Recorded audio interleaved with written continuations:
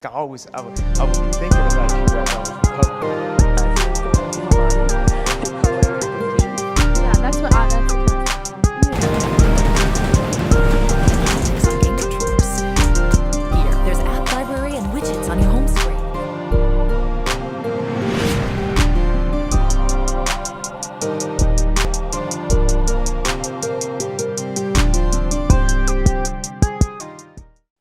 What's up, everybody? It's your boy, Killer K. Howard. I'm back again with another episode of How You Doing? Today, I got a very special guest, a friend of mine who is becoming an author right now, writing his own book. Met him in college, we get the same major. He's currently working for his master's program at Arizona State University still, am I correct? Just finished it in May. Just finished it in May, so he got it. From Walter Cronkite School. Introduced him to my man, Lamar Smith, a.k.a. L.A. What's going on, brother? How you doing, dog? I'm doing fine, man. Just, putting this work in for the book and whatnot. So talk to us, let's get straight into it, man. Talk to us, you are a journalism major like me, and you very interested in sports. We were just now talking before the show started about sports, and you was talking, how did you get into becoming an author? What was your inspiration to want to go into this career path? Man, that was hectic. So it goes back to a phrase that I learned from a friend of mine, Terrence, that went to UK when I was a freshman. He said, you got to plant a seed and then, you got to watch it grow. Obviously, he used it in the phrase when he was telling me how to get better with talking to women, but it's something that really applies to everything, right? So the seed was planted by my barber, Dwayne Johnson in DC. He's the Rock. No. Oh snap! I didn't even think about it like that. I'm looking at a poster of the Rock too, so it's funny you said that. I be forgetting that's his name, but Dwayne. He his name's spelled different though. It's Duane. Okay. Yeah, Dwayne told me it was the summer after I graduated from UK. He was like, "Hey, have you ever thought about writing a book?" So random. My barber was like, "Ever thought about writing a book?" And I was like, "No, why would I write a book?" He was like, "Man, you've done, amazing things. You worked at American University the last 3 summers. You went out of state once, got your degree, about to go out of state again, about to get another degree. Probably something cool that you've done that's worth writing a book about. Why not do it?" And I was like, maybe I could write a book. And I pitched the idea to my mom.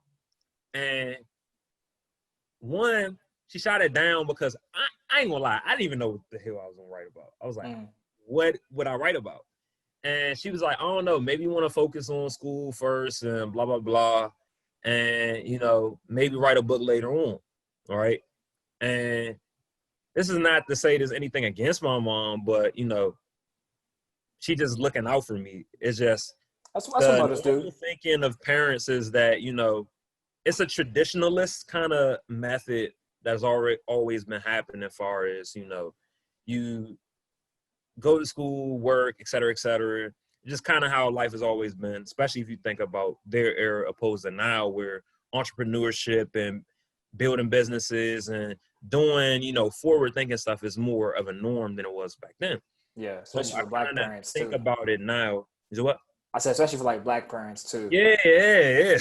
So that's kind of how I thought about it once I got the initial idea to, start a book. But she told me that, I was like, all right, makes sense. So then, like I said, the idea started to grow. It took me to watch a video by Gary Vee, and I saw a video, and he was talking about, okay, all my 2019 graduates, if you're between the age of 22 and 30, because it was a 2019 address, this is your prime chance to make whatever mistakes you want to make, take whatever risks that you want to take, and be able to bounce back just like that. He said, if you don't have a significant other, don't have kids, what is the worst thing that could really happen to you? You fail, okay, then you learn from it. You keep it pushing. And I was like, that's a good idea. Because this is at the time when couple months into me first like finding Gary Vee. I don't know how I found him on Instagram, but everyone seems to find Gary Vee. So I was like, how could I take a risk that's going to benefit me? So I was like, writing a book. And I thought about it because my barber planted the seed in 2018. So like, if I do write a book, what am I going to write about? And I was like, if I write about something, I need to write about something that's unique to me, right? So the first thing I thought about is the whole party promoting experience at Kentucky, because, I mean, you know it because you went to some of my parties as well. Man, I did. It is a unique experience. And before I went to Kentucky, or even my first couple years going to Kentucky, there wasn't anything like it. After I left Kentucky and hearing stories and visiting the school, there hasn't been anything like it. So my year was very a one-on-one experience. One-of-one experience is pretty much like the NBA bubble. So I was like, I have to write about this. But I was like, I can't be telling all my business because, you know, I want to have some privacy, you know, in general, as a person. So I was like, make it fiction. Easiest solution to the problem. Make it all fictionalized. So change the names of the school, everything. Make it fiction. So I was like, I'm going to make a fiction version of this. And then the fiction version, it allowed my creativity to kind of like just explode.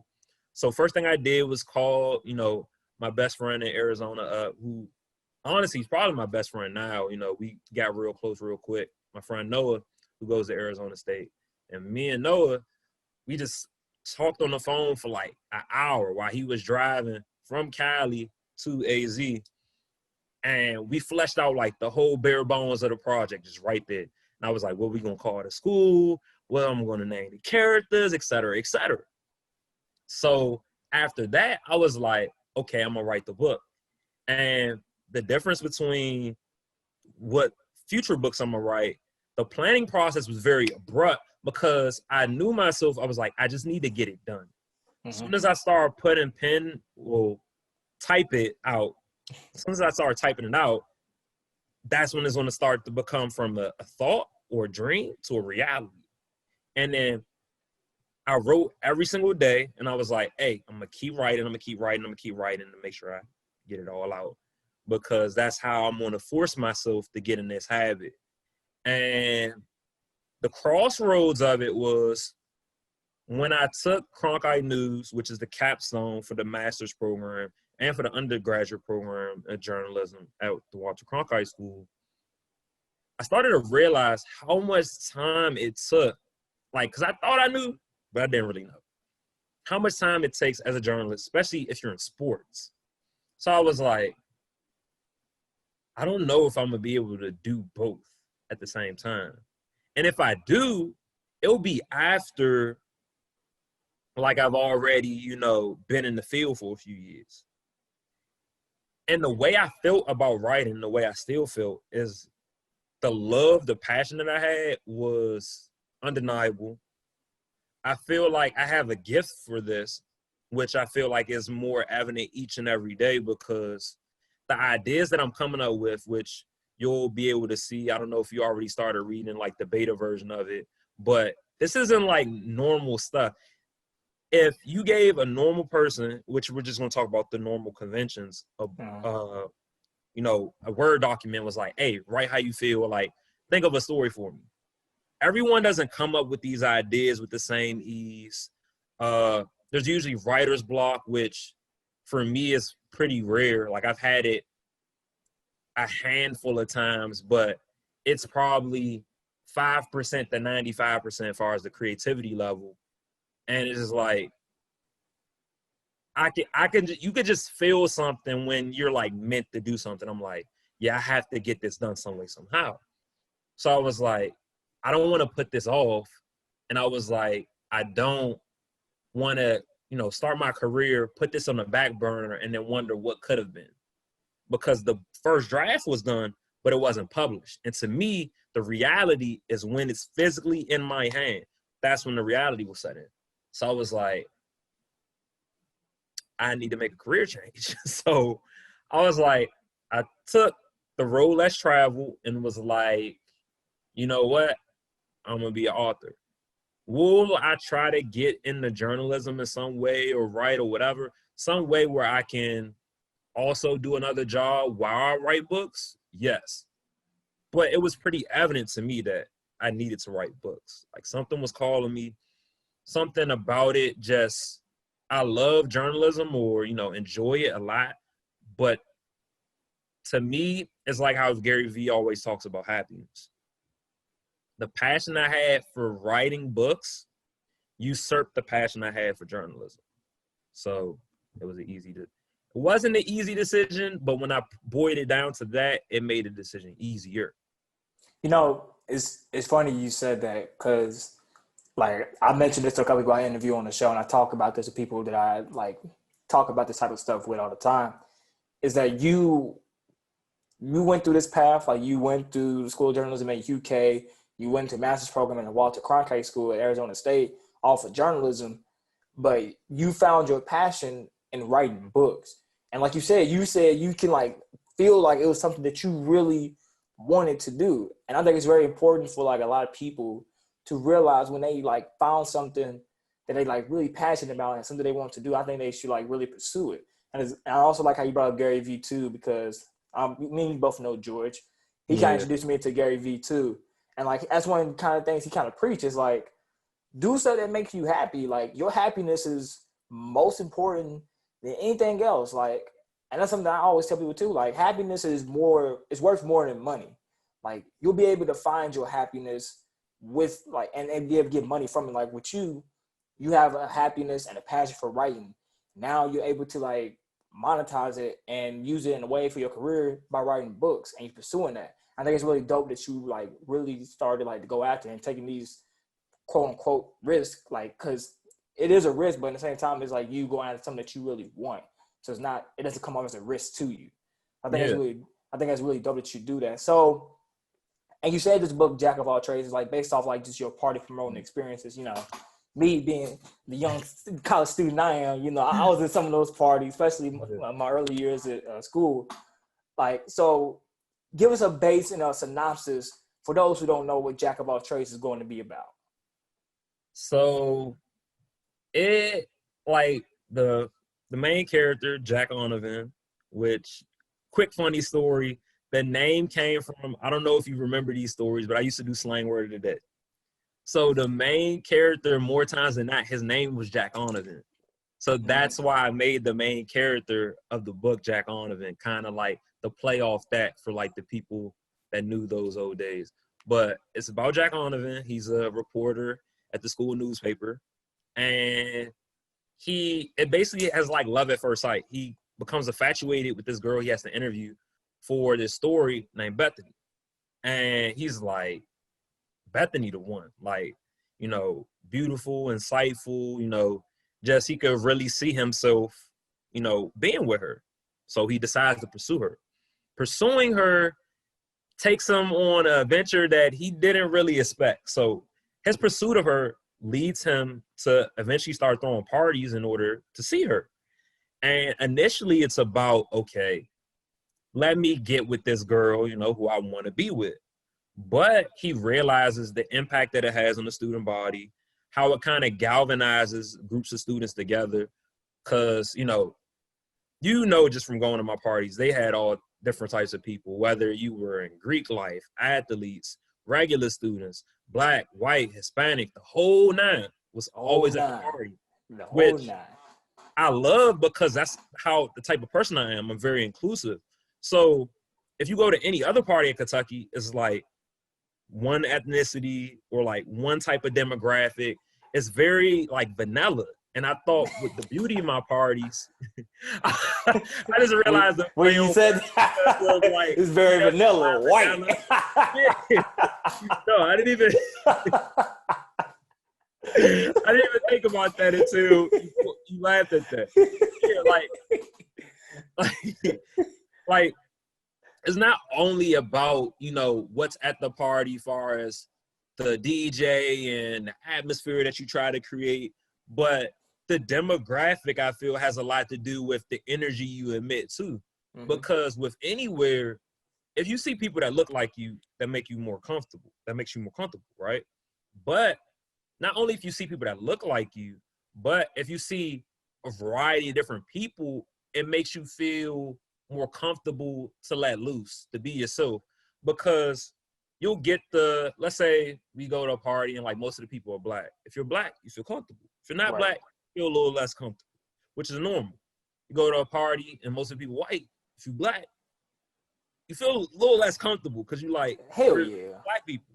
Now, when you mix all those different ethnicities, you like, oh, I see some black people. Oh, I see some white people. Oh, I see some Hispanic people. So it makes you feel more comfortable. And then when you see everyone just doing their own thing, you don't feel like you were judged. So like if you see all these different social, classes, you don't feel like you have to be in that one group to belong. So that makes you always want to come back. So he creates that type of atmosphere at this school. And then now it's like, oh, dang, like he's popping, like he's the big thing on campus.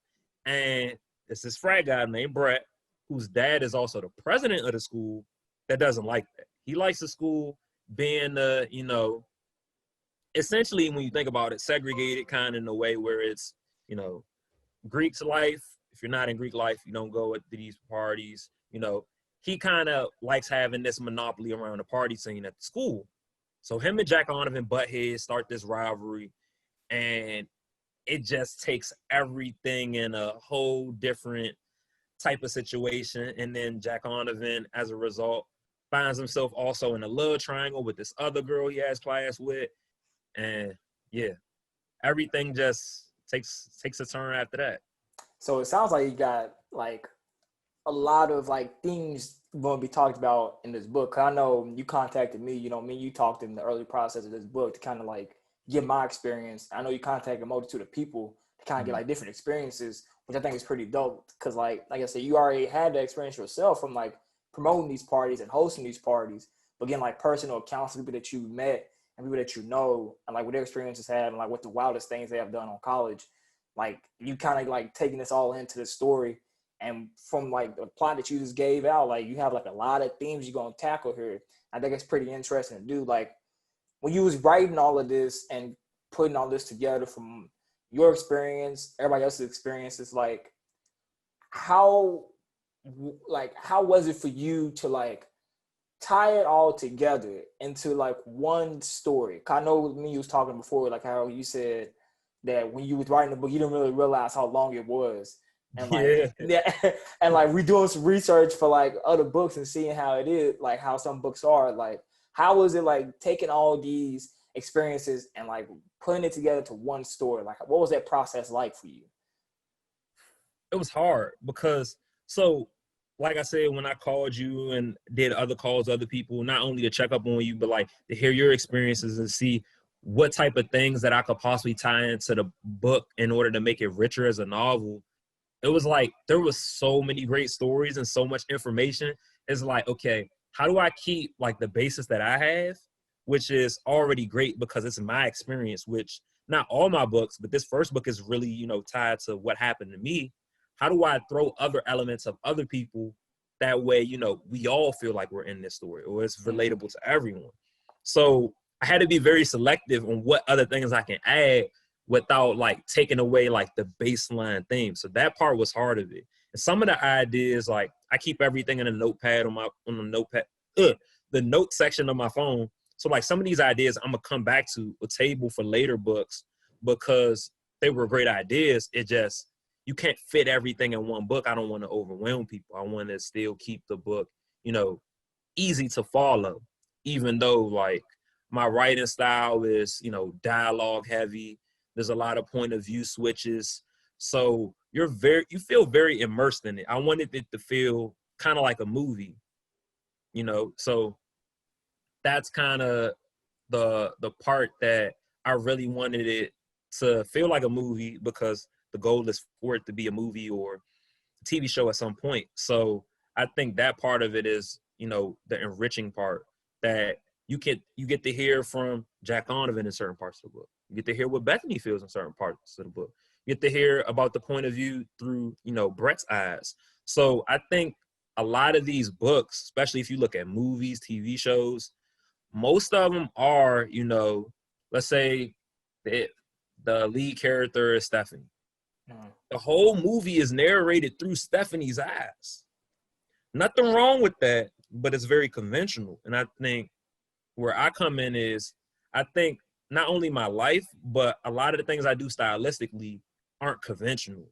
So for me to be able to throw in these other perspectives, it makes you not only empathize with the characters, but it gives you a better insight to the whole thing that I'm trying to show you in my story, because you like, oh, dang, now I see why she feels that way. It gets you to, leave whatever first impressions you have at the door and get to really know these characters. And I try to make it so that you want to get to know these characters and that they have depth and they feel, like normal people, essentially. That's a dope thing too, that you like actually took the time to like not keep it as conventional as you spoke on. I want to get like different perspectives from different characters in the book and like let them tell their side of the story. So that way, as a reader, you're not looking at it from just like Jack Onovan's point of view. You're looking at it from Bethany's point of view and all these other characters' point of view. I think it's really important to do like when you follow like a parallel story structure that way, and you kind of like tying it all together and like telling different sides of the stories, because it adds more depth to the characters itself and to the story overall. Because from what I understand and from what we're talking about, like this ain't gonna be the only book in this series. Like Yeah, you're planning on writing more books, like following the series too, correct? 100%. Right now, my thought process, because like I said, I have this all mapped out in my head. Like, like if we had like some type of technology to show people like half the stuff in my head, I think people would just be blown away, because it's so everything is like planned in advance. So there is a very methodical approach to how I'm doing this. So I have 5 books I'm thinking off the top of my head for the initial story for Jack Onovan. But this is going to be the whole Jackoverse, like the whole universe of Jack Onovan. Are you making a world? Yeah, like a whole world, like how Harry Potter has his own universe, or like how Power is creating their own universe. That's how I want mine. You have your old JCU, Jack Yeah, Onovan's cinematic exactly. universe, or like MCU, like that too. Yeah. So I'll have 2 spinoff books that I have in mind, 2 spinoff stories. I'm thinking about those being trilogies. One is more of a book about a basketball coach that gets, kicked out of his school for a scandal, and he kind of has to refine himself and find himself again and his approach in order to be successful, and to take a team that is at an HBCU and make them a relevant program, which I think would be a really dope story, and something that a lot of people don't really see, because I try to make my book as unique as it possibly can, because regardless if someone else tries to replicate the idea, I don't think they could tell the story how I tell the story, because they're not me. Yeah. So the other spinoff would be a book about coaching through football. So about a football coach that was supposed to be a star, but a debilitating injury stopped him from pursuing an NFL career when he was a projected first-round pick. And he's been on all these other staffs as a defensive coordinator, and he goes to this school that is a PWI, but it's like in South Carolina. He has to go against not only building a program that's never, ever, ever, ever been a good football program and make them a powerhouse, essentially off of just his name value, like starting to recruit guys based off of the fact that they remember him being a good football player. And he has to go against an AD that is racist, and he only got the job to kind of fill a quota. So dealing with all of that and trying to build this program, like first, the first book would be, him and the AD, like kind of fleshing that whole process out kind of with that. And his whole staff will also be interesting, because he didn't go about the conventional way of creating a staff. His staff involves all members of his friend group. So all of his friends got jobs after college, and he hit them up and he was like, hey, do you guys want to be on my staff? So it's a pretty wacky experience, and he gets a lot of flack for that, for just hiring his friends that never played collegiate sports. They work regular jobs and they played high school football, that's it.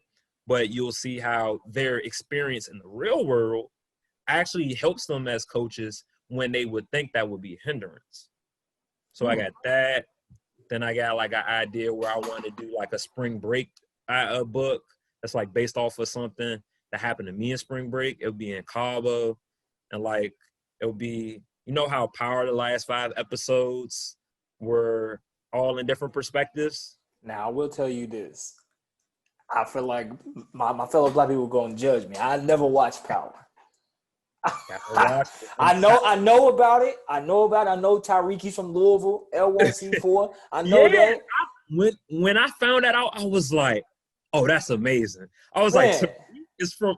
I was like, yeah. I maybe even want to watch it more, even though I already was going to watch it. So that was dope. I always gotta show love people that's from Louisville that's doing big 100%. things.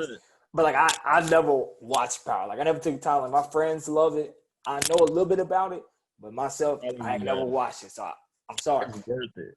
Like me, so it's a couple of things. As a storyteller, I was a teaching assistant for several years, and then one of the classes that I was a teaching assistant for over the summer was a movie critique class. So that helped change my perspective of how I look at movies. So I'm already an analytical person, obviously, because of sports. So when I watch movies, I naturally have this urge to critique them. I can't help myself. Then you add on the fact that I write books now. So I'm looking for storytelling structure and character development more than the average fan. So I look at movies and TV shows very intently. And I would say out of all the things that I watch and that I, scroll through and look through kind of, because I have a pretty good knack of being able to do it on the fly fairly well. And it gets better as you see things more and more and more and more.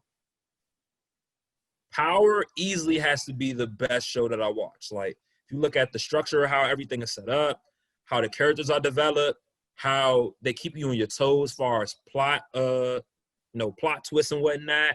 And also, if you look at the motive and whatnot of how things are happening.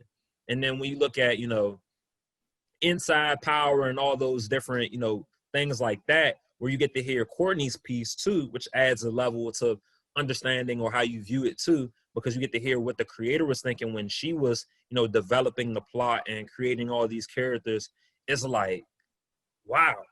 So for me, that has to be my biggest inspiration on a storytelling level, because every single time that I watch her show, it gives me like these jitters. It's like, that has to be like one of the most exciting things for my week when I know that a new episode of Power is going to come out. Because I'm like, okay, what inspiration can I draw from this?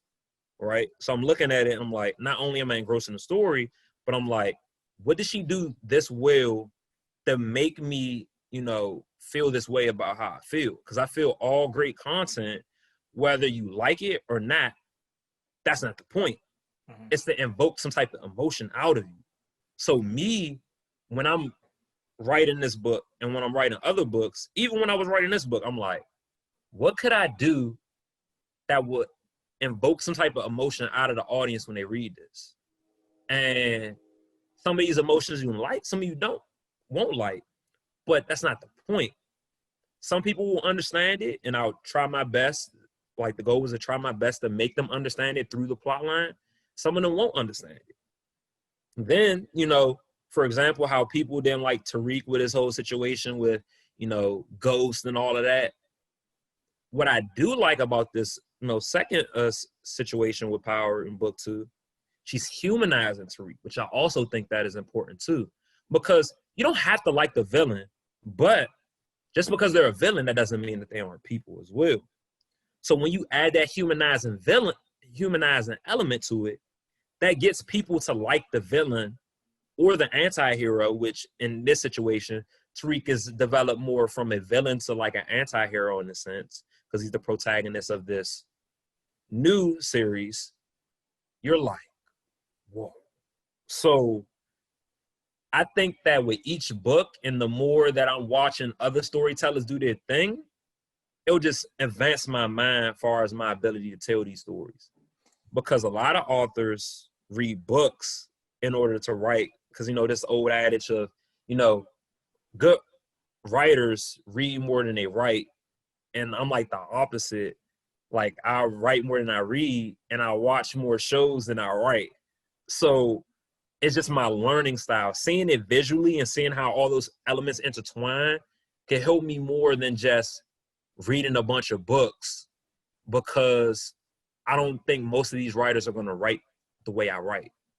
Yeah, and it's a good point you brought up about like how you said in Tariq's case how they're humanizing him even though he's the villain.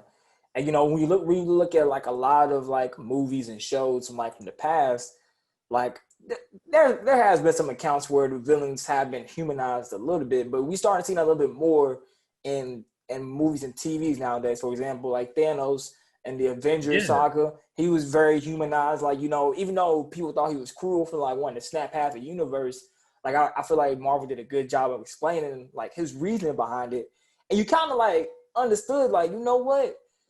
You're making sense, Thanos. This kind of makes sense, especially if you know a little bit more about his backstory too. Like looking into the comics, it makes sense. Like, and then, I don't know if you watch The Boys on Amazon Prime.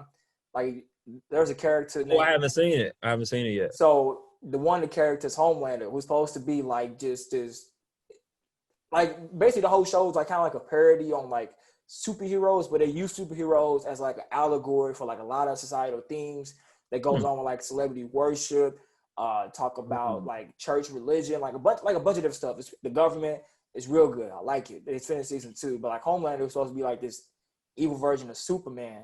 He's not just like a pure evil version of Superman, like just evil for no reason. Like, he's a sociopath, but you like start to understand why he's a sociopath. Like it gets to the point that like, this man's brutal. Like, this man, he would laser beam the fuck out of anybody quickly in a heartbeat.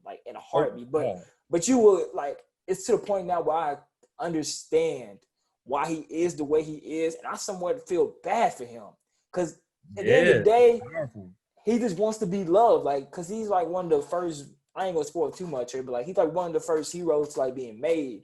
So he just wants to be loved, because he really never got that growing up. So it's good when you see people, authors, movie filmmakers, and TV show producers who make these characters, these villains, more humanized. Is that something we can see in your book as well? Like, are you like humanizing people who you typically don't want to, like these villains people really don't typically see a human side of? Yeah, I can't give it away, but like there's a method to Brett's madness. That's all I can say. Like, he's more complex than what you would think on the surface, with the prototypical, frat guy that has parents with a whole bunch of money, that type of deal. Like, he has more layers than people will give him credit for. And I think how his version of the story, or his side of the story in the book, ends, that was probably one of my favorite parts to write. Like, how I told the ending to his version of it to like throughout the book. I think that's going to be cool to read. That's really good to hear. It's like that you actually had like we said, some depth to some of these characters, especially to Brett, and like kind of understanding, even though he's supposed to be this vile frat guy, but you kind of like understand him a little bit better. Going off that and like the process you went through for writing this book, and you mentioned like how you have like all these ideas, like opening up this world, like from this book. Like, this is not gonna be the only book you plan on writing, but you want to make a world out of it.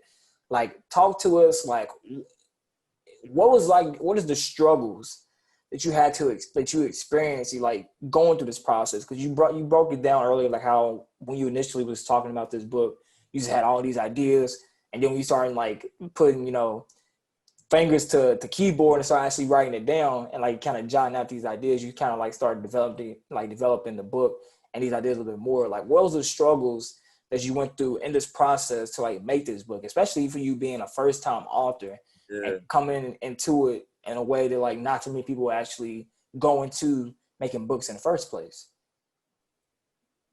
I would say the biggest struggle for me was the length of it, because See, when I first wrote it, I was so eager. I was like, I gotta put this out. I gotta put this out. I gotta put this out, right?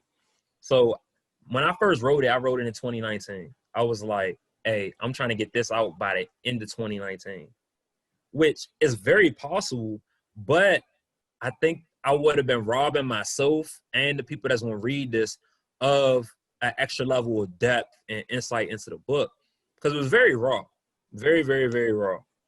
I think getting with the publisher that I had, I think the best thing I did for myself in order to prepare myself for the length and, the stress of going through all of this in the process is I was very, very open-minded. I kind of buffered it, right? So at the end of the day, it's my book. So an editor can give you all the suggestions in the world, but the tiebreaker is your book.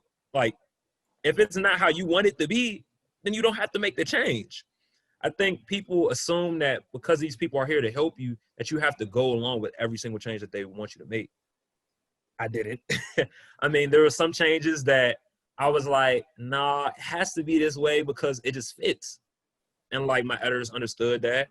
And then there were some changes where even though I didn't like it at first, I thought about it and I was like, dang, he's right or she's right, I should make that change to the book.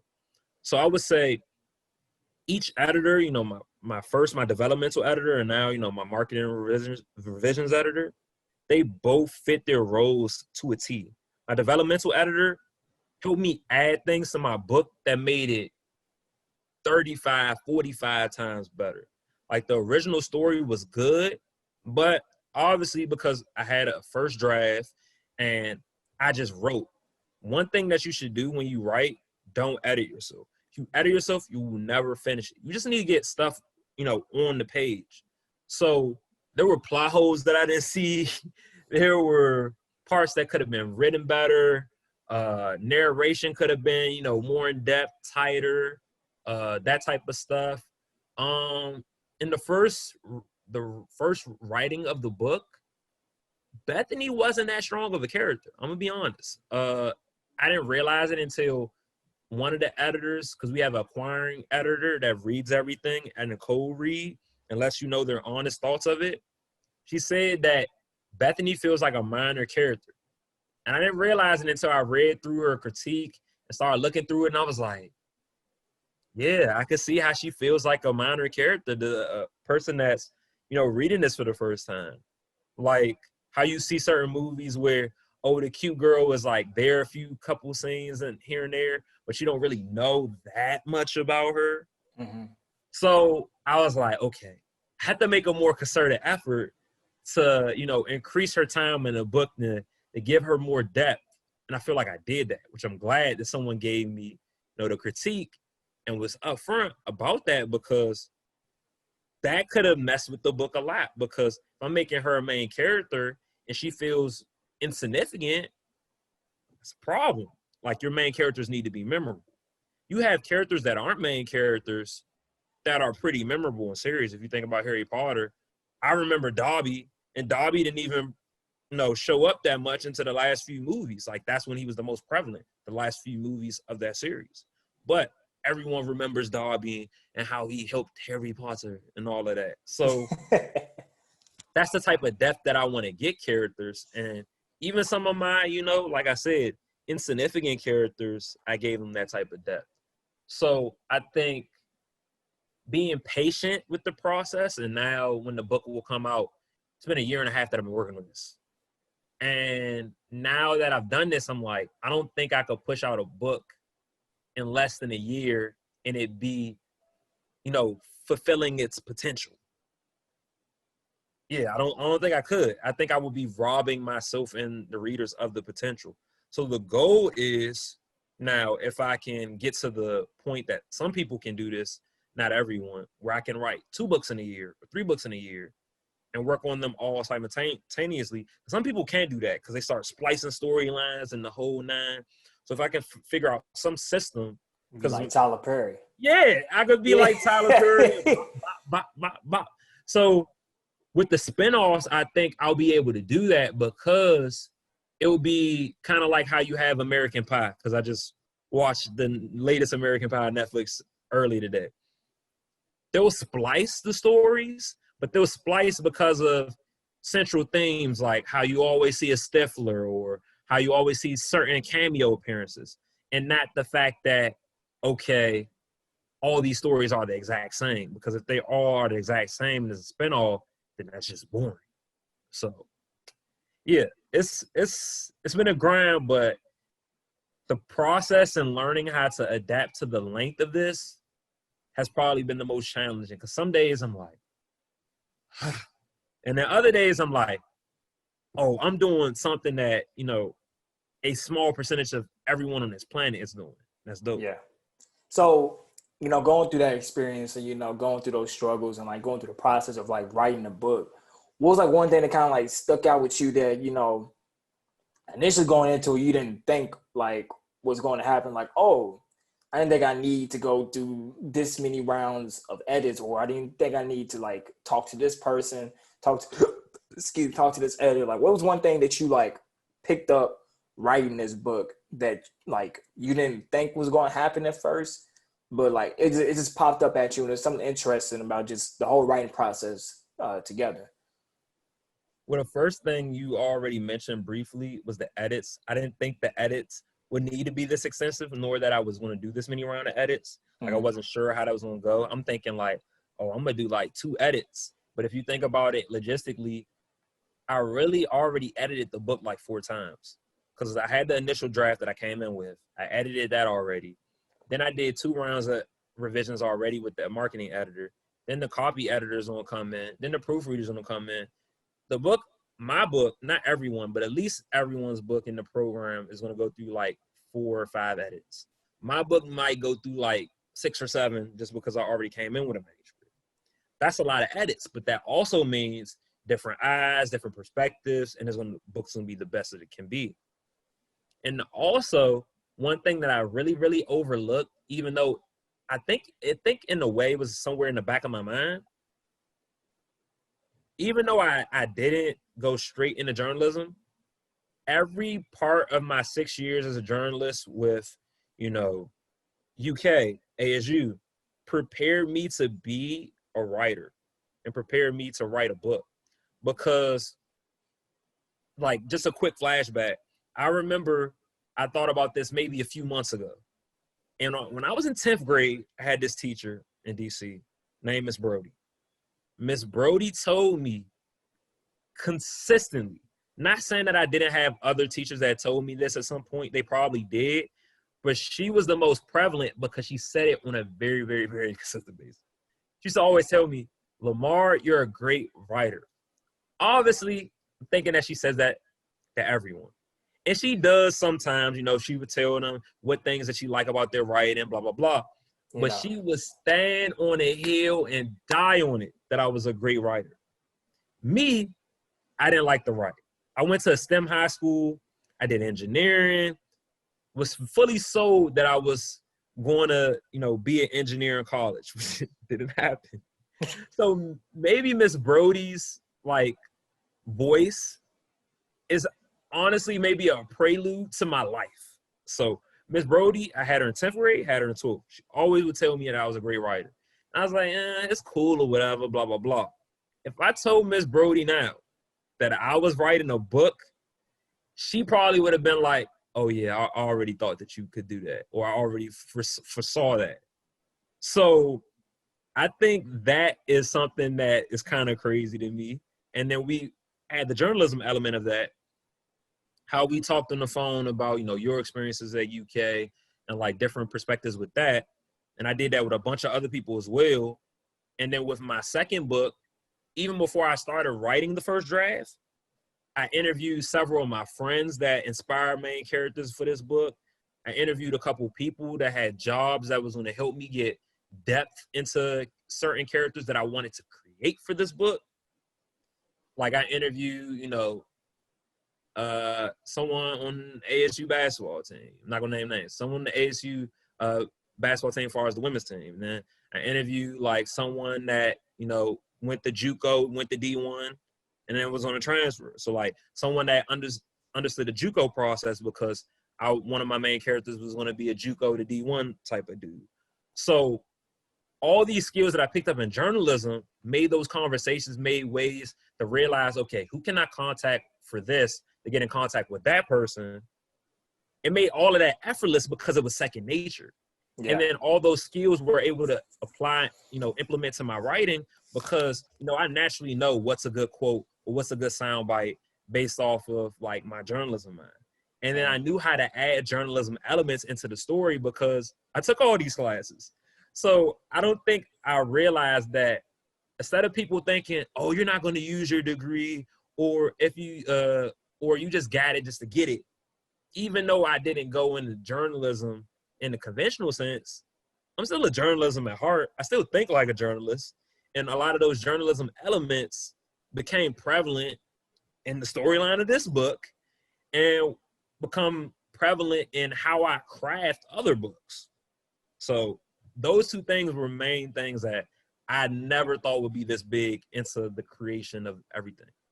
Shout out to Miss Brody too for that, because it just goes to show how important teachers are to like students like going through like grade school and like how they can kind of shape these people's lives. For you, where you kind of didn't really realize it at first, but like she saw that you can be a great writer, and now look at you. How many years later, like you're an author, finishing up your first book, writing the second book and planning on doing more. And it's funny when you think about that because, when we talk about the editing process, like in writing, like English classes, like you kind of do that yourself too. Like, how they make you like do your first draft, you go switch paper with your neighbor, proofread it, provide comments, edit again, get you a second draft, switch it again, like going through that process again. And like for you to actually experience that on a professional level, getting in contact with these people and having multiple editors going through it, like it just goes to show you like how important like these teachers and just school in general could be for these people to kind of shape this like type of life. And going also what you said too, like with the journalism mindset, it, even though you're not like quote unquote using your degree, like you said, you're still taking like elements that you learn from it, because really, like you said, like journalists are purebred writers at the end of the day. Like, I was a person myself. I mean, I would write like stories. Like when I was a kid, like I would make up like stories and stuff, like make up like fictional stories and characters and do that. I haven't really wrote in like years like that though. But like I was always like had a knack for like English and like just language altogether. But never really saw myself as like kind of being like a journalist. I knew I wanted to be on TV or do stuff in entertainment.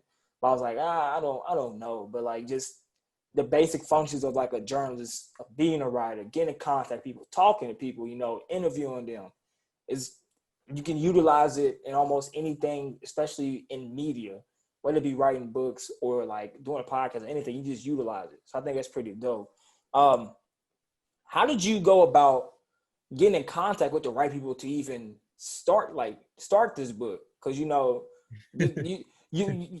not coming from that background of like being you did come from background of being a writer, but like a professional background of like writing books and kind of being in that field already. Like, how did you go about getting in contact with those people to like get this kind of started and up off the ground and get the wheels rolling down the street? Yeah, no, I feel you. I just want to say, first of all, I'm not a devout Christian, but I'm blessed, man. I thank God because, one, I'm lucky to even be in this position because just turned 24 in July. I'll be 24 and I will be a published. Leo? What? Are you a Leo? No, I'm a Cancer. July 9th.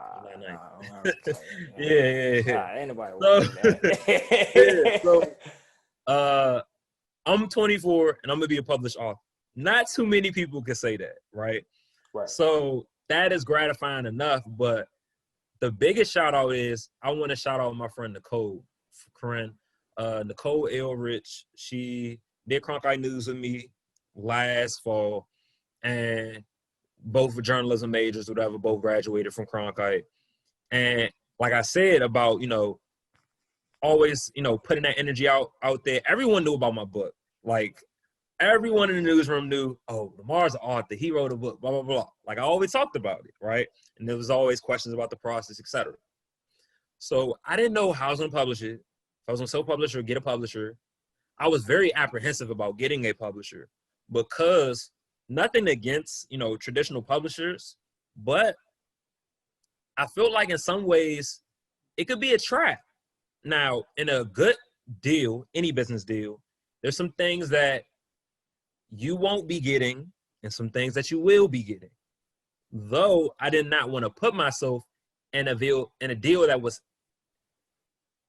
not advantageous to me, like put me in a disadvantage, where you would see deals where they own 70% of the IP, of the intellectual property, and they're making like, let's say you make on average like $3 off of each copy, right? Mm-hmm. And they're getting like $2 and you're getting $1. That's not in my best interest, not at all. Like, Right. you're getting majority of the money for distributing a book that I wrote. Something about that logic sounds completely backwards to me.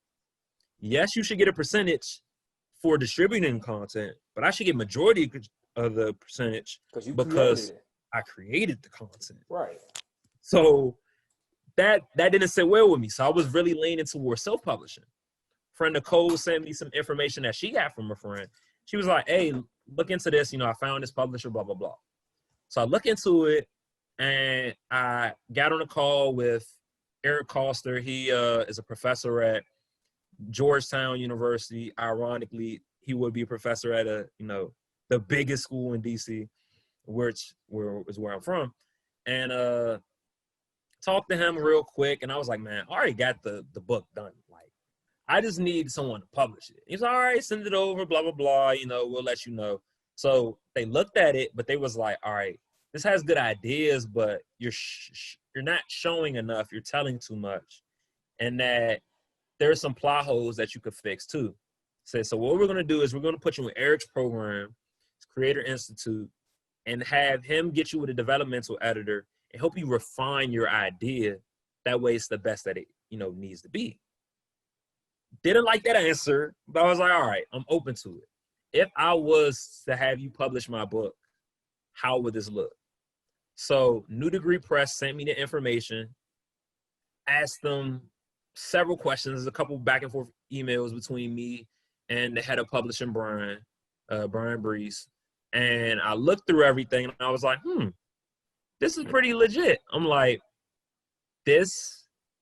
I'm winning a lot in this deal. I was like, I would be a fool to pass it up. I get 100% of the intellectual property. The only person I'm splitting money with is with Amazon for distributing it. And the money that I have to pay for the book can be raised through a crowdfunding campaign. Now, that can be dicey because majority of the people do, but there's a small percentage of people who don't raise the money, or they choose to pay the money up front to get it published.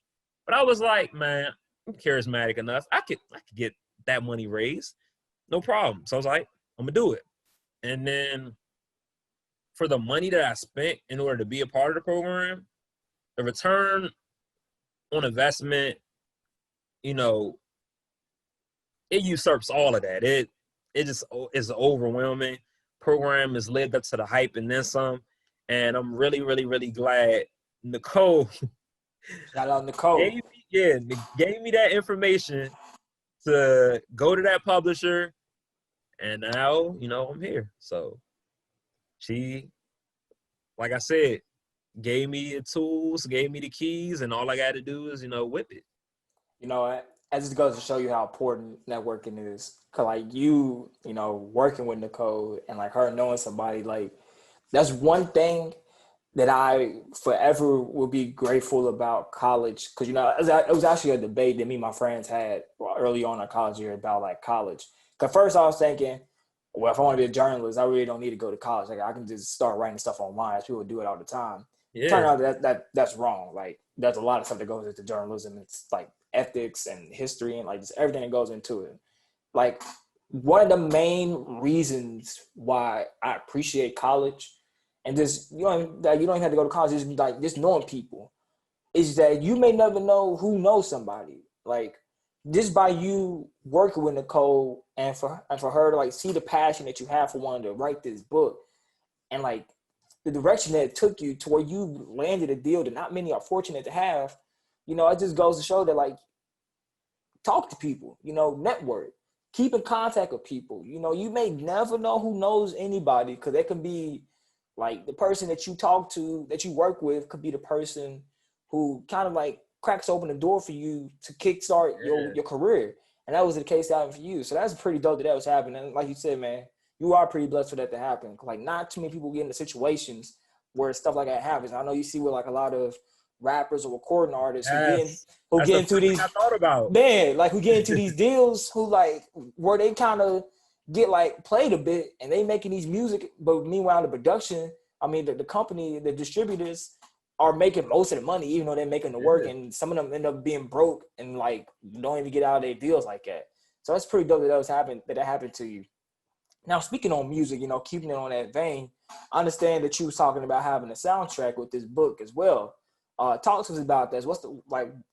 I haven't really seen or heard anything about a soundtrack ever coming with a book before. Like, what was your inspiration, and like, what was the inspiration behind like wanting to do this and add a soundtrack with this book altogether? Man, it was very, very, very, very, very, very, very spur of the moment. So again, like I said, it's essentially like the epitome of my story as a person, and the story of Jack Donovan in the book. You can't be great without the help of other people. So my friend Noah, that's my dog. Like, I coached Noah at ASU. So I was the head coach of their club basketball team. So that's how me and Noah met. So Noah posted something on his Instagram, and I saw it, and I was like, I clowned him. I was like, man, you look like that's an album cover or something. And he was like, yeah, ha ha ha. It looked like the album cover of Jack of All Trades. And I was like, And I was like, Noah, were you serious about that, or were you joking? Because I was like, that low key is a decent idea. And he was like, I don't know, we should just do it. And I was like, how are we gonna get it done? And then we just kind of like went through the whole process. He talked to, his people in the industry or whatever, because the only reason why it is even possible, like remotely possible, is because a lot of people don't know this about Noah unless they're good friends with him. Noah has been doing independent artist relations since he was like 15. Really? So he knows a lot of artists. He's been doing this for over 6 years. He also is a DJ. So Noah has way more insight into music as well as basketball, which a lot of people know, if you know Noah, that a lot of people don't have.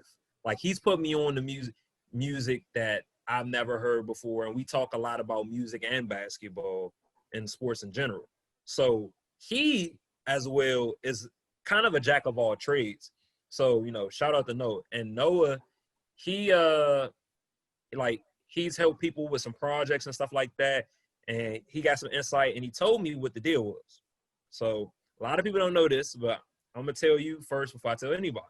Oh. So the deal was with the project is that if I wanted it done, I could not make money off of it. Because unless we was going to pay people up front, which at the moment I don't have that type of capital, right? Mm.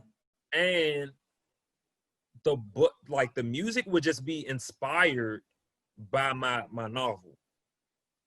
I wasn't, cutting any beats, writing any lyrics. So I thought about it how I thought about the way with my book deal. That's true. Why would I be getting money if they're the ones putting in all the work? Right. So when he told me that, and he was like, I'm willing to do it just because I believe in your vision with your book. I think it's a dope idea.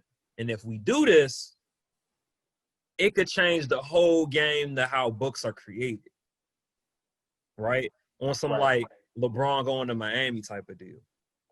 Yep. So I was like, yeah, I want to be the first, because the benefits supersede, the risk that goes into creating this. So I was like, all right, whoever we gotta get to do the project, we letting all of them know we're not getting any cuts. Y'all getting, everything or whatever. We'll figure all the other logistics out with it or whatever. Like, I don't want to go super deep into how we planned it, but the basic baseline of it was we weren't profiting off of this. We were just all the doing artists. this. Yeah, we putting it all on the artists.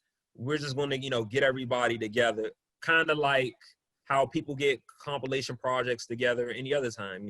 Think of it like the dream team of artists, like the Black Panther soundtrack, or how MMG used to do all the albums or whatever. So that's how we want to construct it.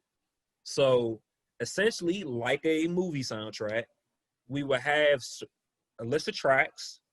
Each track would be inspired by a scene in the book. And then from there, we would just let the artists, have free range on however they perceived it and just, create it. So we've been looking for artists for a long time. We found majority of everyone. We still have to go back, find a couple producers and artists and whatnot. I mean, I was able to get some of my friends to be on the project. He was able to get some of his friends to be on the project as well. And yeah, this idea isn't even slightly possible if Noah didn't have the type of connections that he had. Going back to what we said earlier. Yeah. Knowing people you may never know.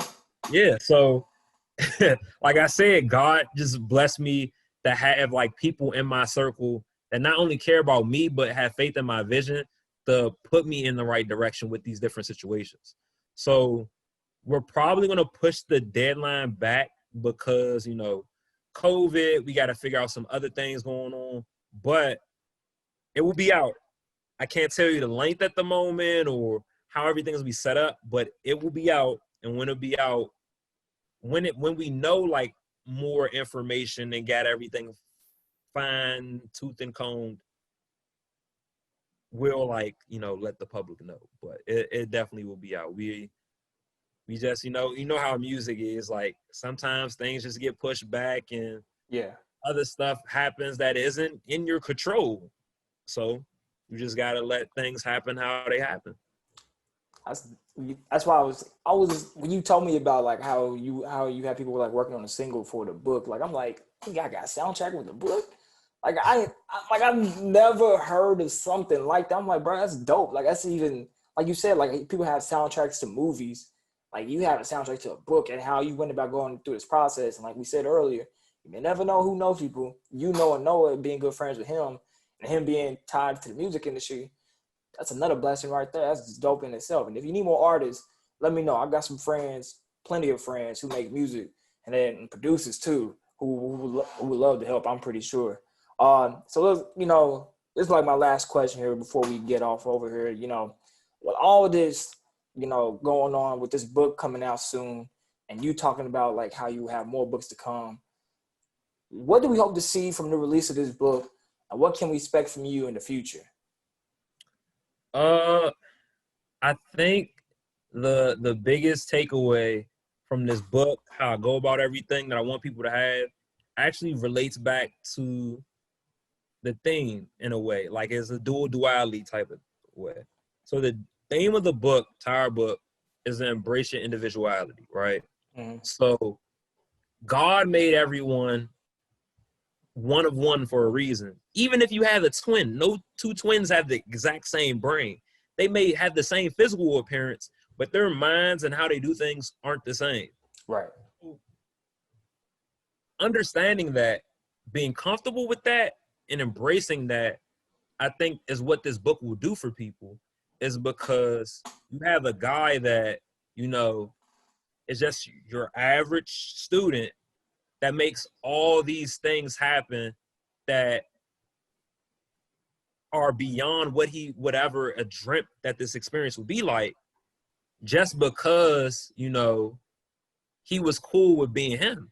And as you go through the book, he realizes that it's cool to be him, as well as the fact that with this experience that I realized that I kind of got this word of advice from another author in my program, honestly, I don't remember her name. I can't think about it off the top of my head. But she told me when we were in like one of our sessions in our author group that one of the biggest things that she took away from me explaining my book to her as far as like early praise is that if there isn't an opportunity, create it. So a lot of people always talk about, nothing wrong with like jobs or anything like that, or, getting internships or et cetera, et cetera, et cetera. If there's even a slight chance to create an opportunity, create it. So me, if we doing the parallel of my life, there wasn't a, like no one paid to go to parties at Kentucky. That wasn't a thing. No one had everything set up how I had set up.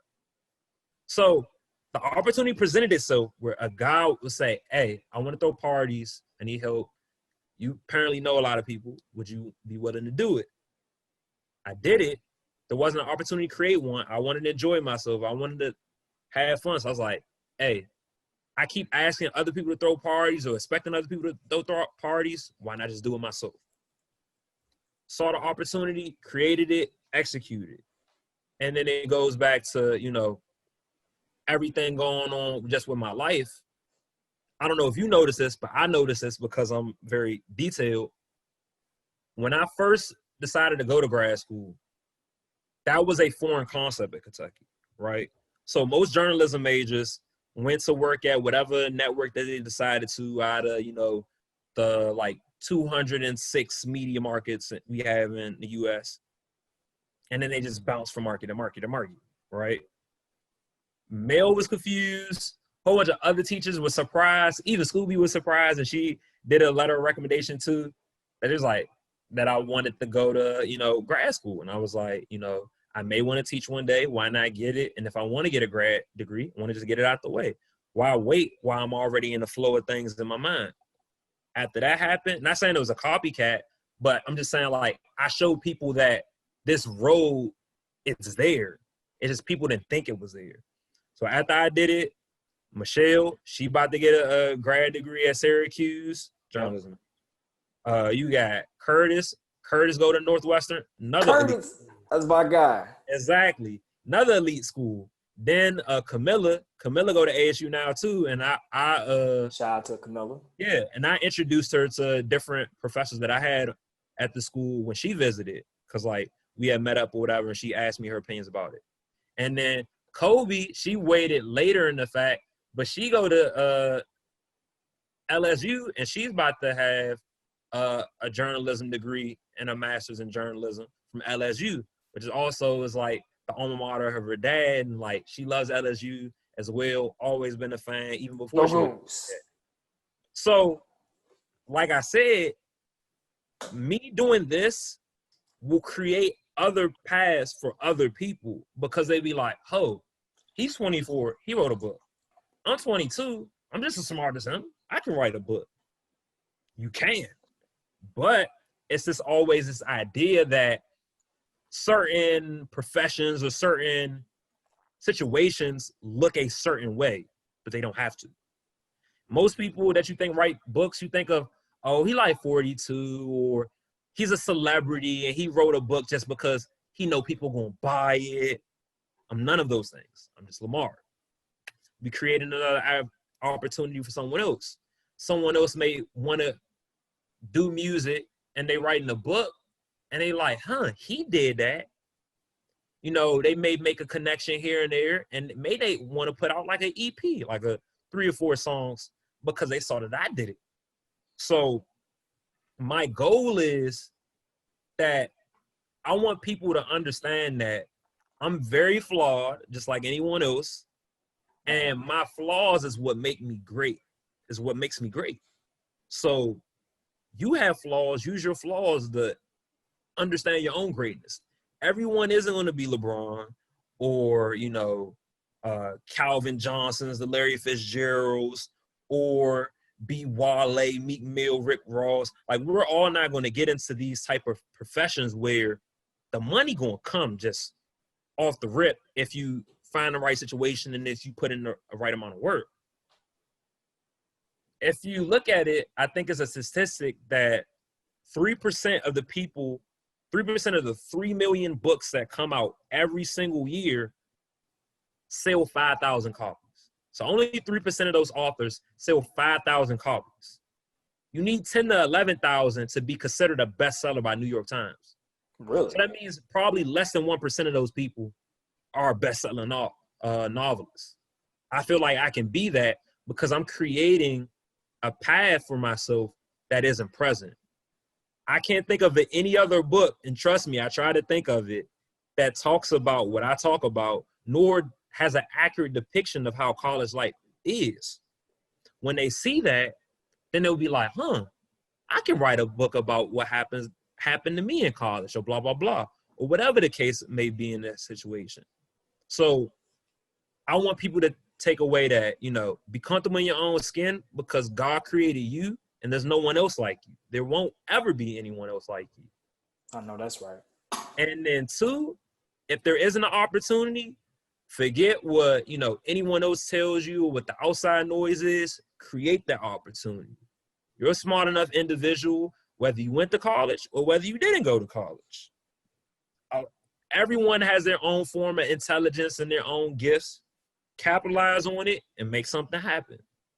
No one needs to tell you, hey, you need to work this job, or hey, you got to do this way. Forget what they say. Be happy. Find some way that you can create an opportunity. Because if you create the opportunity, I'm sure that someone else will follow, and then it will change the whole longevity of everything. Like I said about LeBron.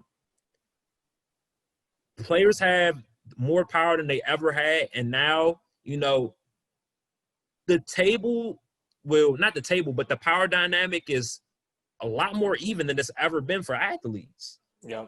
Because LeBron had the courage to say, hey, I don't care what anyone says. I want to play with my homies, and I want to win rings, and I want to do all the things that I want to do, in this league. I don't want to just be, the guy that everyone says that, oh, he's good, but he doesn't have championships. I want championships. I want to win. Let me leave. He took matters into his own hands instead of waiting for somebody else to do it for him. He could have stayed in Miami too. And maybe won another ring, but he was like, no, I want to win one for my hometown, which you could probably look it up. I can't think of anyone else ever in basketball that's won a ring for their hometown. That's so hard to do. The pressure and noise that you have far as like winning one for your city. Like I've seen people go to their own college like that was in their hometown, but I don't think anyone has made that big of an impact in their hometown. He is Cleveland. Like Cleveland's history stops and starts with him. You could talk about Mark Price and Steve Kerr and all those other teams that they had, but Jordan booted them out, and they never made that big of a deep, runs in the playoffs. First Cleveland team to win a championship in 64 years? Or since 1960 something? I think it's 50, 60 years, yeah. And then every finals appearance in Cleveland history was LeBron. LeBron could have stayed with Cleveland the rest of his career. But he was like, you know what? I want to see how many more rings I can get before I retire. He saw LA. He realized of what he could do to bring one of the greatest franchises ever back to the top of the heat. What did he do? Within 2 years, boom, got him a ring. Went from meme team the first year, went to championship team the next year. Yeah, so you got to be that trailblazer. And I hope I can be that for other people, and that this shows other people that if there isn't a way, you can still create it. Right. So where can people find this book? I know I already got my pre-order. Where could people find your book at on Amazon? So I don't remember the exact timeline, but when we have everything done, I think a couple weeks before it comes out officially, we'll set everything up. It'll be on Amazon. It'll be on Barnes & Nobles, I'm pretty sure. And I can put it on other places like Goodreads, all that type of stuff. And the ebook will be on there. The paperback will be on there. And then all the other logistics I'll be able to give probably closer to the date. But, yeah, it's just be on Amazon and Barnes & Noble most likely. And then any other sites, I'll let people know as I start fleshing that out. and I'll definitely will repost it. So you all that want to stay tuned and look for his book, go ahead, y'all follow Lamar on Instagram, Inside380. And I would definitely repost it when the book comes out finally. Lamar, I appreciate you for coming on to the show. We had a great conversation, man. Appreciate you for those words of wisdom at the end of it too. And affected me. I hope it affected everybody else that listened to it as well.